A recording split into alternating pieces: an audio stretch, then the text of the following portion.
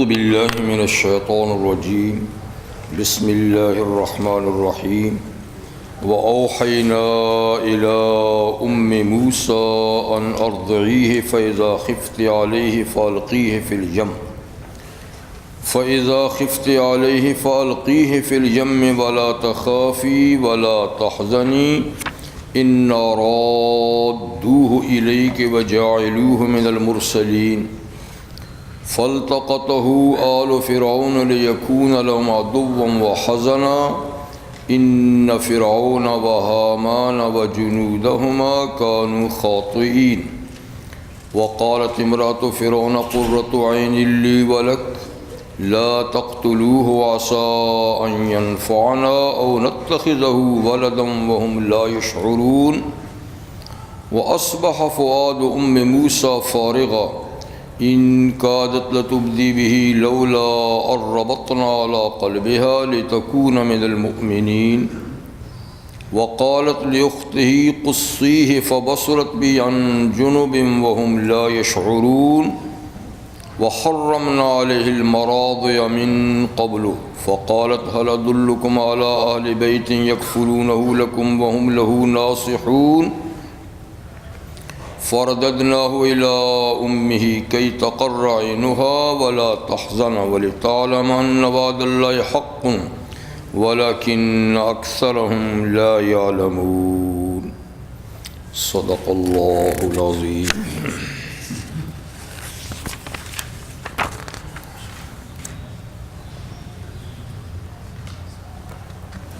سورۃ القصص کی آیہ نمبر 7 سے آیہ نمبر 13 تک آیات آپ کے سامنے اس وقت تلاوت کی گئیں۔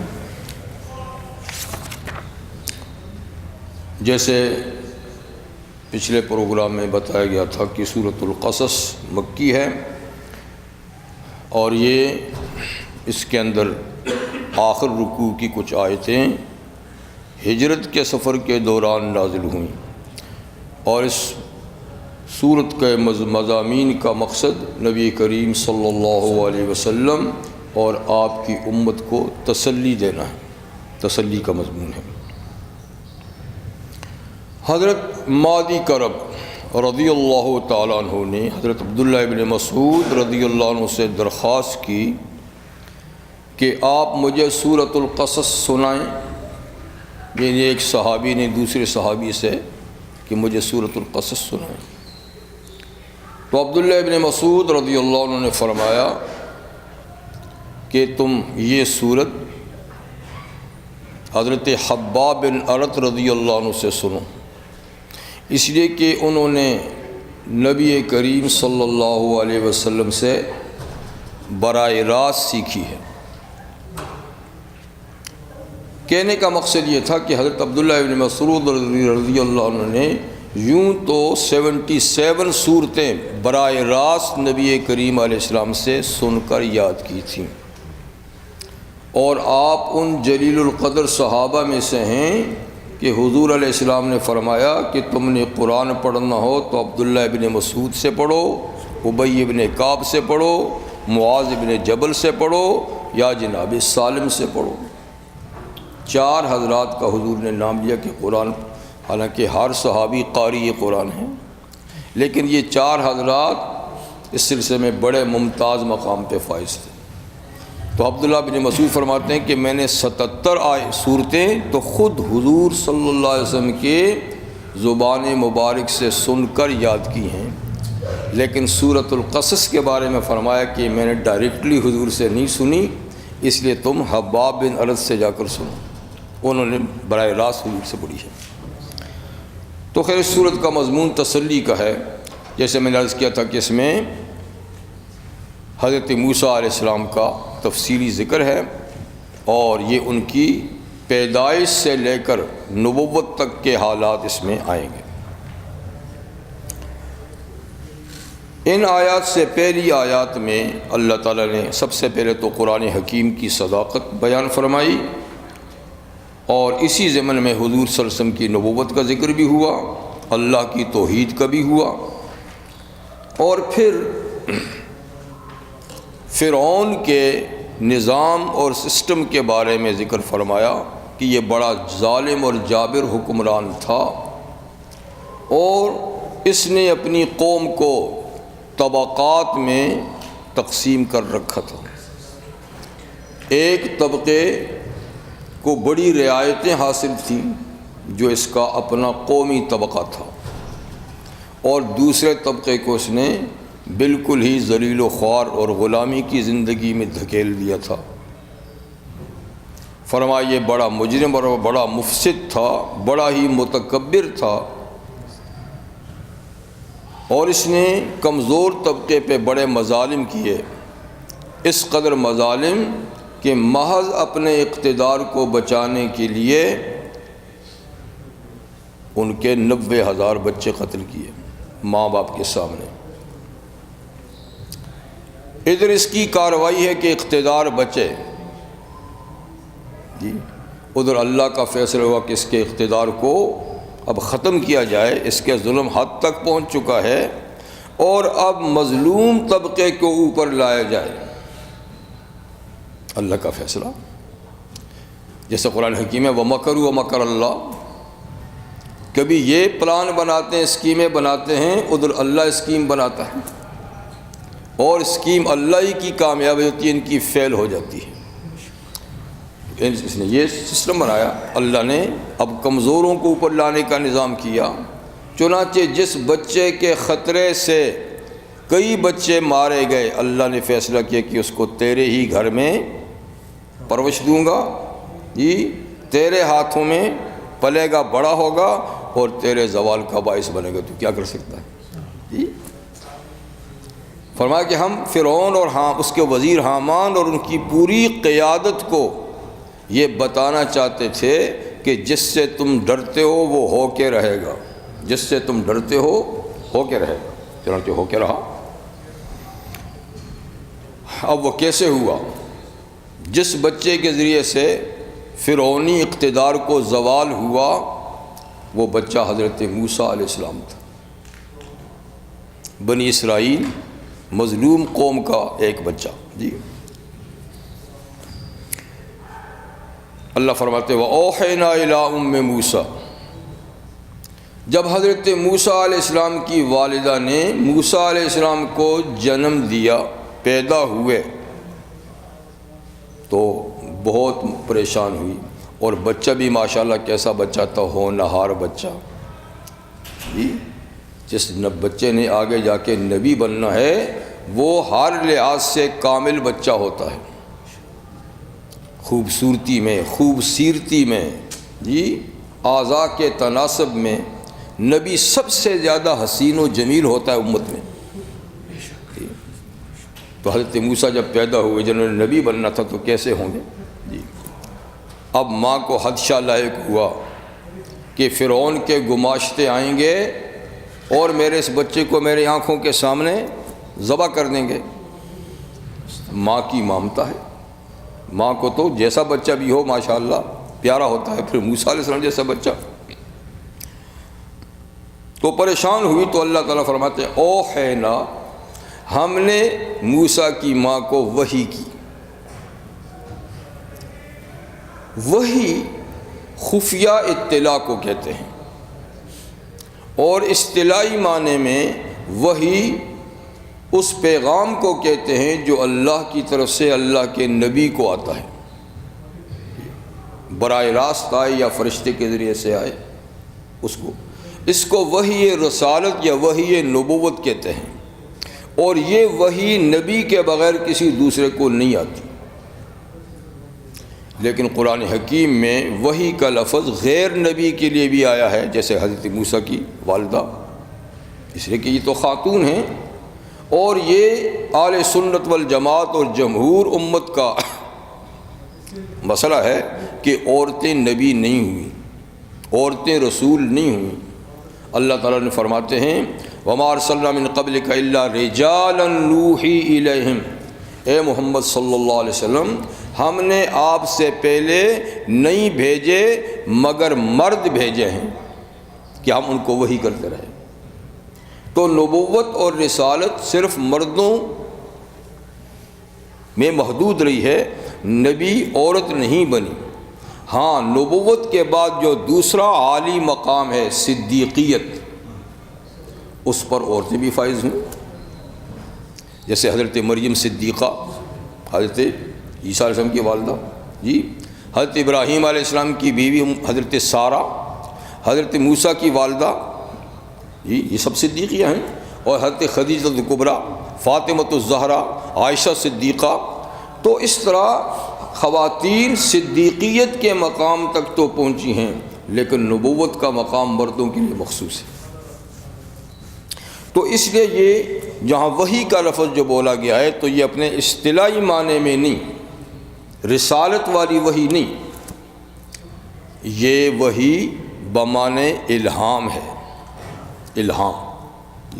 تو الہام غیر نبی کو بھی ہوتا ہے، بلکہ الہام انسانوں کے علاوہ جانوروں کو بھی ہوتا ہے۔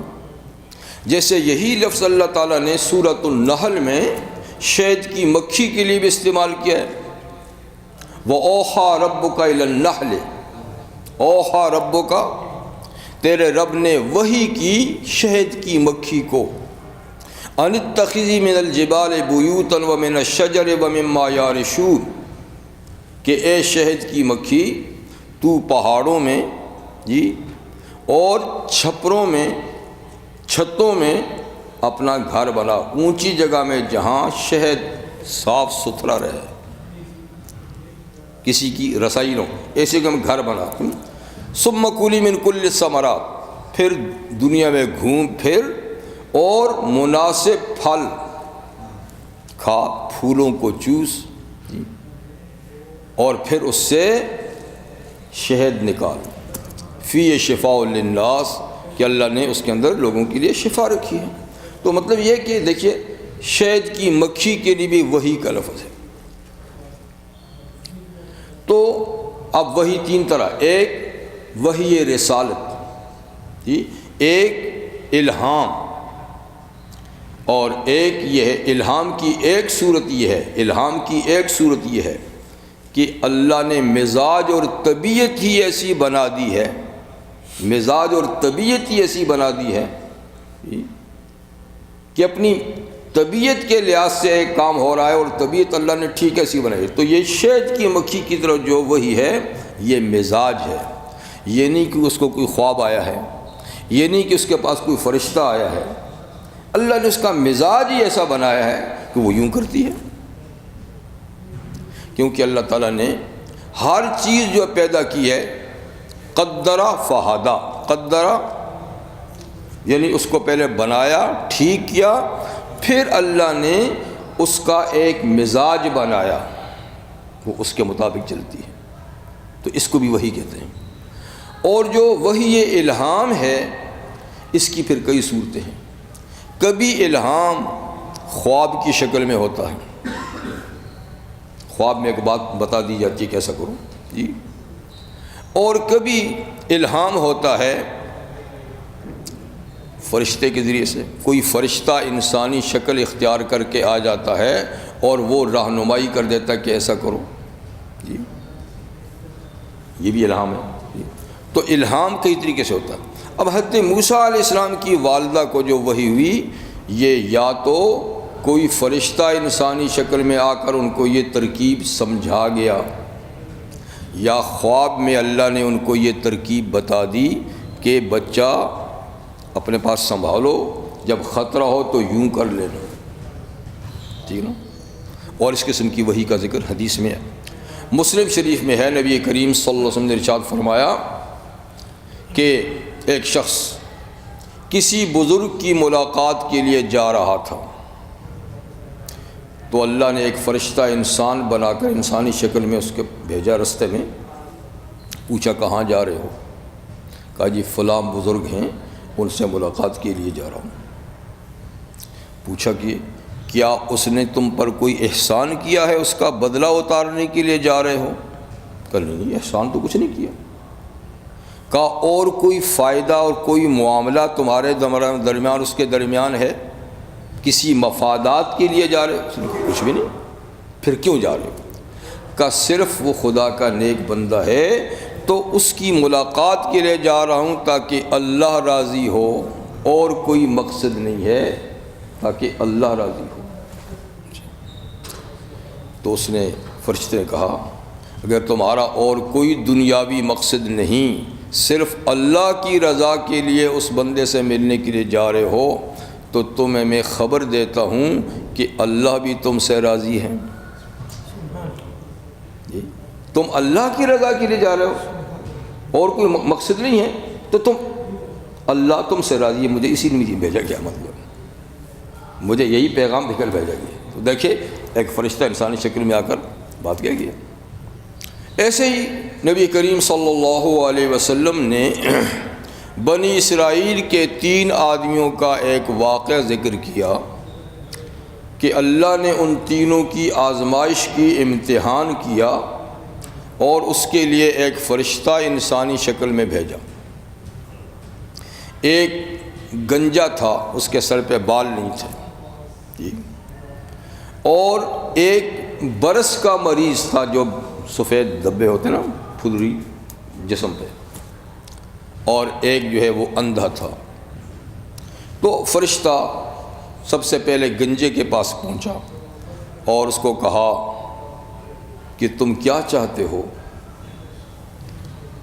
اس نے کہا کہ میرے سر پہ بال نہیں ہیں، لوگ پیار نہیں کرتے، نفرت کرتے ہیں میری شکل و صورت سے، تو میں چاہتا ہوں کہ میرے سر پہ حسین و جمیل بال ہوں، خوبصورت بال ہوں، اچھی شکل و صورت ہو، تاکہ لوگ مجھ سے نفرت نہ کریں۔ فرشتے نے سر پہ ہاتھ پھیرا، بال اگائے اور چہرہ بھی حسین ہو گیا۔ کہا اچھا تو مال کون سا پسند کرتے ہو؟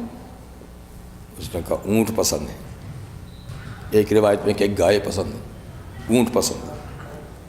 تو ایک اونٹنی جو ابھی بچہ دینے والی تھی وہ اس نے پیش کر دی، یہ لو، اور ساتھ میں دعا دی کہ اللہ تمہیں برکت دے اس میں۔ چلا گیا فرشتہ، چلا گیا۔ دوسرے کے پاس جو برس کا مریض تھا، اس کو دیکھ کر کہا تم کیا چاہتے ہو؟ کہا لوگ نفرت کرتے ہیں میرے جسم کو دیکھ کر، سیاہ سفید دھبے ہیں، کاش کے دھبے دور ہو جائیں، کھال نرم اور اچھی حسین ہو جائے، اور کیا چاہتے ہیں؟ ہاتھ پھیرا فرشتے نے، بیماری چلے گی، کھال بڑی نرم و نازک خوبصورت۔ کہا مال میں سے کون سا پسند کرتے ہو؟ کہا گائے پسند ہے۔ تو ایک گائے جو بچہ دینے کے قریب تھی وہ اس کو پیش کر دی، برکت کی دعا بھی دے دی، چلا گیا۔ تیسرا اندھا تھا، اس کے پاس پہنچا تو بھائی کیا چاہتے ہو؟ کہا ساری دنیا اندھیرا ہے، زندہ قبر میں ہوں، اندھا کیا چاہتا ہے بھائی؟ 2 آنکھیں چاہتا ہے، آنکھیں مل جائیں، آنکھوں میں روشنی آ جائے، دنیا روشن ہو جائے، اور میں کیا چاہتا ہوں بس۔ اس نے ہاتھ پھیرا، نظر آ گئی، بڑا خوش ہوا۔ کہا مال کون سا پسند ہے؟ کہا بکریاں۔ ایک بکری پیش کر دی، یہ لو، اور یہ چند دنوں کے بعد بچہ بھی دے دے گی، اور دعا بھی دے دی اللہ تعالی اس مال میں برکت دے۔ فرشتہ غائب ہو گیا، فرشتہ تھا، چلا گیا۔ اللہ تعالیٰ نے ان تینوں کو مال میں برکت، اتنی برکت دی کہ ایک کے تو پوری وادی اونٹوں کی ہوگی، پوری وادی بھری ہے اونٹ، دوسرے کی گایوں سے پوری وادی بھر گئی، تیسری کی بھیڑ بکری سے پوری وادی بھر گئی، بڑی دولت۔ اللہ نے پھر فرشتے کو بھیجا اسی کو کہ جاؤ اور ان سے اب ان کا دوسرا امتحان، ٹھیک ہے، تو جا کر ان سے بات کرو جو اللہ نے ان کو بتایا۔ فرشتہ پہلے اسی کے پاس آیا، گنجے کے پاس، جی کہا میں مسافر ہوں، طویل سفر ہے، اور سفر کے اسباب ختم ہو گئے، نہ سواری ہے، نہ کھانے پینے کا سامان ہے، بس ایک اللہ کا سہارا ہے یا پھر آپ سہارا ہیں، تو میری اتنی مدد کر کہ میں اپنے منزل تک پہنچ جاؤں۔ اس نے کہا بڑے حقوق ہیں، بڑے مانگنے والے آتے ہیں، کس کس کا حق پورا کروں گا، جاؤ میاں اپنا رستہ کو۔ اس نے کہا جیسا کہ اس نے کہا جیسا کہ آپ مجھے جانتے ہوں گے میں پہلے بھی ملا تھا، جیسے کہ آپ مجھے جانتے ہوں گے جی، اگر تم جھوٹ بولتے ہو نا کہ مجھ پر کئی حقوقیں کس کس کے پورا کروں گا، تم جھوٹ بولتے ہو نا تو اللہ تمہیں پہلی حالت پہ لے آئے، پہلی حالت، نہ مال رہے نہ وہ حسن و جمال رہے، وہی نا بابو ہو گیا نا حسن و جمال۔ اچھا فرشتے یہ کہہ کر چلا گیا اور ایک ایک کر کے سب چیزیں خدا نے واپس لے لی، وہ پرانی حالت ہوگی جی۔ دوسرے کے پاس گیا، برس کے مریض کے پاس، اس کو بھی وہی کہا کہ مسافر ہوں اور دوران سفر میرے پاس اسباب سفر کے اب نہیں رہے جی، تو آپ کی ہیلپ کی ضرورت ہے، اللہ مددگار ہے، یا پھر آپ ماشاءاللہ۔ اس نے بھی وہی جواب دیا، بڑے حقوق ہیں، بڑے مانگنے والے آتے ہیں، کس کس کا مطلب پورا کریں گے، جاؤ اپنا رستہ لو۔ اس کو بھی کہا کہ میاں شاید تم مجھے جانتے ہوگے، ہماری تمہاری ملاقات ہاں ہوئی ہوگی، ہاں ہوئی ہوگی۔ اس نے کہا دیکھ اگر تو جھوٹ بولتا ہے نا تو پھر اللہ تجھے پہلی حالت پہ لے آئے۔ اس کے ساتھ بھی یہی ہوا، جھوٹ تو بولا تھا نا، ہاں جی، نعمت اللہ نے لے لی، وہی پہلی حالت۔ اندھے کے پاس پہنچا، اس کو بھی وہی سوال کیا، اس نے کہا بے شک تو نے ٹھیک بات کہی، میرے پاس کچھ نہیں تھا، آنکھیں تک بھی نہیں تھیں، اللہ نے بڑا کرم کیا، نگاہیں دی، نظر دی، اور میں بالکل مفلس قلاش تھا، اللہ نے یہ سب مال دیا ہے، اس کا بڑا شکر ہے۔ تو ان بکریوں میں جو تجھے پسند لگتی ہے نا، جو تجھے پسند ہے وہ لے لے، میں کچھ نہیں کہوں گا، میں کوئی نہیں دیتا، تو جا کے چھانٹی کر جو سب سے تجھے پسند ہے وہ لے جا۔ اس نے کہا مجھے تیری بکریوں کی ضرورت نہیں ہے، میں وہی ہوں جی، یہ سنبھال رکھ، اللہ اس میں اور برکت دے، میں تو صرف امتحان کے لیے آیا تھا، تیرے دو ساتھی ناکام ہو گئے، تو ہو گیا کامیاب۔ دیکھا؟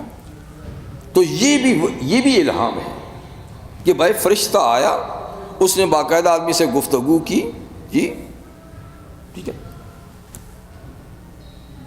تو بہرحال ایک ہے وحی نبوت، ایک ہے وحی بمعنی الہام جی، یا خواب کی شکل میں، یا کوئی غیبی آواز کی شکل میں، یا کوئی اللہ تعالیٰ فرشتہ بھیج کے اس کے ذریعے سے کوئی پیغام پہنچا دے، تو اس کو کہتے ہیں الہام۔ اب حضرت موسیٰ علیہ السلام کی والدہ کو الہام ہوا، اسی کو وحی کہا گیا ہے جی۔ اب یہ کیسے ہوا؟ یا خواب میں بتایا گیا طریقہ کار، اور یا کسی فرشتوں کو انسانی شکل میں بھیجا کہ جب بیٹے کے قتل ہونے کا اندیشہ ہو تو ایسا کرنا، صندوق میں پیک کر کے دریا میں ڈال دینا۔ یہ وَأَوْحَيْنَا إِلَىٰ أُمِّ مُوسَىٰ، ہم نے وحی کی یعنی الہام کیا موسیٰ علیہ السلام کو، ان ارضعیہ ہے کہ اطمینان سے بچے کو دودھ پلاتی رہے، بے خوف و خطر بچے کو دودھ پلاتی رہے۔ تو روایت تفسیر میں کہ 3 مہینے تک تو ان کے گھر پہ چھاپا نہیں پڑا، اور 3 مہینے تک تو ماں بچے کو دودھ پلاتی رہی جی۔ 3 مہینے کے بعد گماشتے تلاش کرتے کرتے پہنچے تو فرمایا فَإِذَا خِفْتِ عَلَيْهِ، جب تو اپنے بچے پہ خوف زدہ ہو کہ دشمن آ کر چیک کریں گے اور پھر جس کو ذبح کر دیں گے، تو فَأَلْقِيهِ فِي الْيَمِّ، پھر اس کو دریا میں ڈال دینا، یوں نہیں یوں پکڑ کے ڈال دینا، مطلب کہ صندوق میں پیک کر کے اس کو بالکل ایسا کرنا، یہ واٹر پروف جی، اور پھر اس کو دریا میں ڈال دینا۔ تو انہوں نے سرکنڈوں کی کوئی ٹوکرا سا بنایا، اس کی جو بھی اس زمانے کے لحاظ سے اس کے اندر لپائی وغیرہ کرنی تھی تاکہ پانی اندر نہ جائے، اور پھر اس میں ڈال کر اوپر سے مکمل طور پہ پیک کر کے ڈال لیے جی۔ اور یہ فرمایا کہ ولا تخافی، پانی میں ڈالتے وقت ڈرنا نہیں کہ میں اپنے بچے کو اپنے ہاتھ سے دریا میں ڈال رہی ہوں ڈوب جائے گا، نہیں، یہ ترکیب استعمال کرنا آپ، بچانا ہمارا کام ہے۔ ولا تخافی، ڈرنا نہیں کہ آگے چل کر اس کے ساتھ کیا ہوگا، بچہ کہاں جائے گا دریا میں۔ ولا تحزنی، اور غم زدہ بھی نہ ہونا کہ یہ جدائی تھوڑے دنوں کی ہوگی، پھر میں تیرے گود میں ان کو صحیح سلامت پہنچا دوں گا، یہ تھوڑی وقت کی جدائی ہے۔ اِنَّا رَادُّوهُ إِلَيْكَ، بے شک ہم اس کو واپس لوٹانے والے ہیں آپ کی طرف۔ ایک تو یہ کہ بچہ صحیح سلامت آپ کی گود میں آئے گا، دوسرا وَجَاعِلُوهُ مِنَ الْمُرْسَلِينَ، اور اس کو مستقبل میں ہم رسولوں میں سے بنانے والے ہیں۔ یہ باعظمت رسول ہوگا اور اس کے سر پہ رسالت کا تاج رکھیں گے، جلیل القدر پیغمبر ہوگا۔ یہ خوشخبری بھی سنا دی ساتھ میں جی، بحفاظت واپس آئے گا اور ساتھ میں رسول بنے گا۔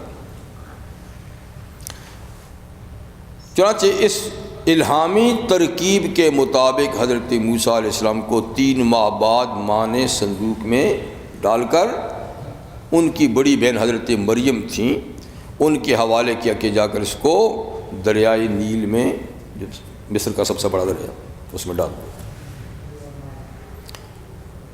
اور انہوں نے جا کر ڈال دیا ایسی طریقے سے کہ کوئی دیکھے نہیں کہ کون کس نے ڈالا ہے، کہاں سے بچہ آیا ہے۔ ایسے وقت میں بہن نے اس کو ڈال دیا، ہوا کیا پھر؟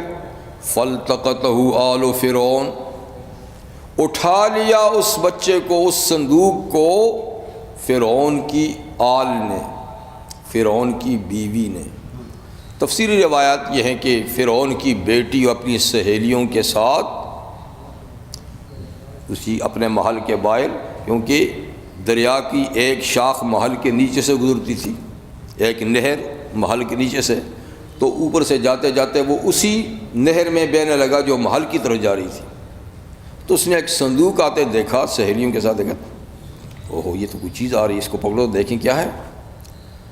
لیکن آل کا لفظ جو ہے زیادہ تر بیوی کے لیے استعمال ہوتا ہے، جس کے بعض کہتے ہیں کہ نہیں، اس کی بیوی حضرت آسیہ جو تھیں وہ بہت ایک پارسا خاتون تھیں، گو کہ فرعون کی بیوی تھیں، اور اس زمانے میں اسی کی ہم مسلک، اسی کی عام عقیدہ تھیں، لیکن اس میں اللہ نے صلاحیت حق کو قبول کرنے کی رکھی ہوئی تھی، اس لیے بعد میں اللہ نے ان کو ایمان کی توفیق عطا فرمائی جی۔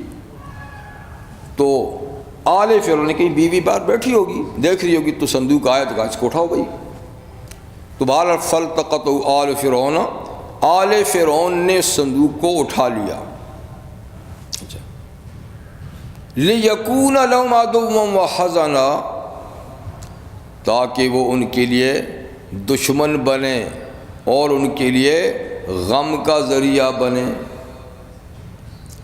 ظاہر بات ہے کہ اس مقصد کے لیے نہیں اٹھایا نا، کہ یہ آگے چل کر ہمارا دشمن بنے، ہمارے لیے پریشانی کا باعث بنے، اس لیے تو نہیں اٹھایا۔ یہ جو لِيَكُونَ میں لام ہے نا، یہ اس کو لام عاقبت کہتے ہیں، یہ علت نہیں، سبب کے لیے لام سبب نہیں کہ اس سبب سے اٹھایا۔ اس سبب سے کون اٹھاتا ہے کہ یہ بچہ ہمارا دشمن بنے گا، ہماری پریشانی کے بعد، اس سبب سے کون اٹھاتا ہے؟ تو یہ انجام کا ہے، مطلب انہوں نے کسی اور مقصد کے لیے اٹھایا، لیکن انجام کار کچھ اور ہوا، انجام کار ہاں، جیسے کہ ایک عربی کا شعر ہے، الا یا ساکن القصر المعلی ستدفن عن قریب فی التراب لہو ملک ینادی کل یوم لدول الموت وابن للخراب۔ تو اس میں لدو میں لام عاقبت کا ہے اور للخرابی میں بھی لام عاقبت کا ہے، یعنی الا یا ساکن القصر المعلی، اے بلند و بالا محلات میں رہنے والے، ستدفن عن قریب فی التراب، بہت جلد تو مٹی میں دفن کیا جائے گا، محلوں میں کب تک رہے گا؟ محلہ اونچیاں والے تیرا گوری ٹھکانہ ہے، لیکن یہاں جب کوئی محل میں چلا جاتا تو اس کو گور کی خبر ہی نہیں رہتی، وہ یہ بات سننا پسند ہی نہیں کرتا۔ پھر کہتا ہے لہو ملک ینادی کل یومن، اس کو روزانہ فرشتہ پکارتا ہے، اور یہ پکار سنتا کب ہے؟ اس کی آواز سنتا ہی کب ہے؟ لیکن فرشتہ روزانہ پکارتا ہے لدول الموت، تم بچے جنو مرنے کے لیے، تم بچے جنو مرنے کے لیے۔ اب مرنے کے لیے کون جنتا ہے؟ بچے تو جنتے ہیں جینے کے لیے، دعائیں کرتے ہیں کہ یہ زیادہ دیر تک جیتا رہے، لیکن تو یہ لام سبب کا نہیں ہے بلکہ یہ عاقبت کا ہے۔ لدول الموت یعنی بچے جنو جن کا انجام موت ہے، جتنا بھی دنیا میں رہیں گے آخر مریں گے۔ اور وابن للخرابی، تم تعمیر کرو، مکان بناؤ برباد ہونے کے لیے، یعنی اپنے طور پہ تو تم بڑے مضبوط سے مضبوط بناتے ہو کہ اتنا زمانہ رہ گیا اتنا زمانہ، لیکن انجام ہر آبادی کا بربادی ہے، کب تک رہیں گے آخر ایک دن۔ جی تو یہ لام بھی عاقبت کا ہے کہ انہوں نے تو اور نظرے سے اٹھایا لیکن انجام کار وہ ان کا دشمن اور ان کا غم کا باعث بنا بچہ۔ ان فرعون و حامان و جنودہما کانوا خاطئین، بے شک فرعون اور اس کا منسٹر حامان و جنودہما اور ان دونوں کی پوری فوج اور حکومت منسٹری وغیرہ کانوا خاطئین، خطا کار تھے، غلطی کرنے والے تھے۔ موسیٰ علیہ السلام کا صندوق اٹھا کر انہوں نے اپنی تباہی کا سامان خود کیا۔ جی ہاں، خاطئین، کسی کو کیا پتہ کیا ہونا ہے۔ اچھا خیر، صندوق کھولا، ماشاءاللہ حسن و جمال کا پیکر بچہ۔ جی مصر حسن و جمال کا ملک ہے، لیکن موسیٰ علیہ السلام تو پھر حسینوں میں حسین، اللہ کا نبی ہے، اس پہ نظر پڑی تو پڑتے ہی فرعون کی بیوی تو ہاں جی بے قرار ہوگی اس بچے کے لیے۔ آخر خواتین میں ممتا کا جذبہ تو ہے نا جی، اور بیٹا تو ان کا تھا ہی نہیں، بیٹی تھی ایک۔ تو قالت امرأۃ فرعون، اچھا فرعون کی بیوی نے فوراً کہا قرۃ عین لی ولک، یہ میری اور تیری آنکھوں کی ٹھنڈک ہے، یہ بچہ میری تیری آنکھوں کی ٹھنڈک ہے۔ فرعون کو کہا ہماری مسرت کا باعث ہے جی، لا تقتلوہ، اس کو مارنا نہیں کسی شبہ میں، کیونکہ اس نے تو پہلے کہہ دیا تھا نا ہاں یہ دریا میں جو بہتا آیا ہے لگتا ہے کہ کسی نے قتل ہونے سے بچنے کے لیے ڈالا ہوگا، جاؤ چھری، اس نے کہا لاؤ چھری، اس کو ختم کرو۔ بیوی نے کہا نہیں لا تقتلو، مت مارو، کیا پتہ کہاں سے آیا ہے، کیا پتہ انہی بچوں میں سے ہے، کیا پتہ کسی اور بچے سے ہے جی۔ اور پھر بچہ تو بچہ ہے، جہاں پلے گا بڑا ہوگا انہی کا ہوگا، اس کو کیا پتہ ہے۔ تو یہ میری تیری آنکھوں کی ٹھنڈک ہے۔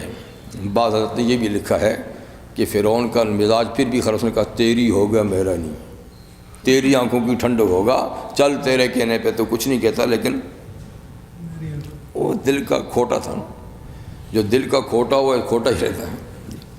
لیکن بیوی نے ماشاءاللہ پیار کیا، اللہ نے اس کو ایمان دے دیا۔ لا تقتلوا، مت قتل کرو اس کو، عسیٰ ان ینفعنا، ہو سکتا ہے بڑا ہو کر یہ ہمارے لیے نفع بخش ہو، شہزادہ بنے جی، ہمارے لیے فائدہ کا باعث بنے، او نتخذہ ولدا، یا ہم اس کو بیٹا ہی بنا لیں گے، بیٹوں والے حقوق ہی دے دیں گے، تو اس لیے مارنے کی ضرورت نہیں۔ اللہ فرماتے ہیں یہ ان کی بات چیت ہوئی، وَهُمْ لَا يَشْعُرُونَ، اور انہیں پتہ ہی نہیں تھا کہ ہونا کیا ہے، انہیں پتہ ہی نہیں کہ ہونا کیا ہے۔ یہ وہی بچہ ہے کہ جس کے خطرے میں اس نے ہزاروں بچے مارے ہیں، یہ وہی بچہ تو ہے۔ خیر یہ بات ہوئی اور بچہ قبول ہو گیا، محفوظ ہو گیا۔ ادھر ماں نے بچہ دریا کے حوالے تو کر دیا، لیکن ماں تو ماں ہے، بے قرار ہے، ماں تو بے قرار ہے۔ ماں کی کیفیت اللہ بیان کرتے ہیں کہ وَأَصْبَحَ فؤاد ام موسیٰ فارغہ، موسیٰ کی ماں کا دل صبر سے فارغ ہو گیا، بے قرار ہو گیا۔ اپنے ہاتھوں سے بچہ جب ڈال دیا دل بے قرار ہو گیا، پتہ نہیں بچے کے ساتھ کیا ہونا ہے۔ اگر کہ الہامی تسلی تو تھی لیکن پھر بھی ماں کی ممتا ہے، بچہ جدا تو ہے، اندیشے تو ہیں۔ کتنا بے قرار ہو گیا موسیٰ علیہ السلام کو دریا میں ڈال کر، فرمایا ان کادت لتبدی بھی، ان کادت لتبدی بھی، یہ ان کے معنی میں یقیناً قریب تھا کہ وہ اس راز کو افشا کر دیتی، رونے دھونے لگتی، واویلا کرنے لگتی بچے کی جدائی پہ، قریب تھا کہ وہ راز کھول دیتی بے صبری میں۔ جو راز کھل جاتا تو پھر تو سارا معاملہ خراب ہو جاتا نا جی، لیکن اللہ فرماتے نہیں، لولا اور ربطنا علی قلبہا، اگر ہم اس کے دل کو تھام نہ لیتے، ہم اس کے دل کو مضبوط نہ کر لیتے، وہ تو دل کی بات بتا ہی دیتی جی، لیکن ہم نے اس کے دل کو تھاما، مضبوط کیا، اور وہ اپنے غم کو پی گئی، راز افشا نہیں کیا۔ کیوں؟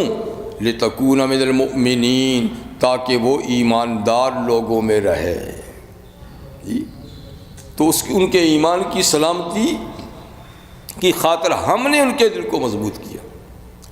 تو دل کس کے اختیار میں ہیں؟ اسی لیے نبی کریم علیہ السلام دعا کیسا فرماتے تھے؟